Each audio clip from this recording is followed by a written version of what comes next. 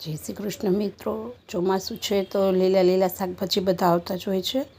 તો આજે અમારી માર્કેટમાં મસ્ત સરસ કૂણા કૂણા કંટોલા આવી ગયા હતા. તો આજે હું કંટોલાનું શાક બનાવી રહી છું. તો કંટોલાને સરસ ધોઈ અને લોહી લીધા છે અને હવે કંટોલાને સમારી લઈશ. કંટોલા સરસ સમારી અને પાછા ધોઈ લેવા માટે પાણીમાં પલાળી દીધા છે. અને હવે આપણે કુકરમાં તેલ ગરમ મૂકી દઈશું. તેલ ગરમ થાય એટલે આપણે તેમાં રાઈ, જીરું અને હિંગ એડ કરી દઈશું.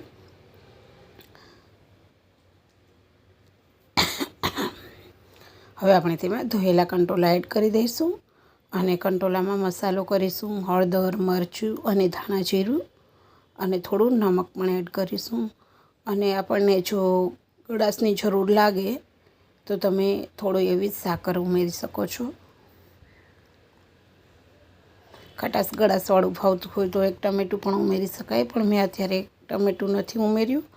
અને હવે આપણે તેને મસ્ત હલાવી અને થવા દઈશું. તેલમાં જ સરસ થઈ ગયું છે. તો હવે આપણે તેમાં થોડું પાણી એડ કરીશું અને કુકરને બંધ કરી અને 2 થી 3 વિસલ થવા દઈશું. અને જો તમને મારી રેસીપી ગમી હોય તો મારી ચેનલને લાઈક, કોમેન્ટ અને શેર કરવાનું ભૂલતા નહીં. મારી આવી નવી નવી રેસીપી જોવા માટે મારી ચેનલને ફોલો કરજો. જો 3 સીટીમાં શાક સરસ ચડી ગયું છે. હવે આપણે શાકને સર્વિંગ કરીશું. Thank you.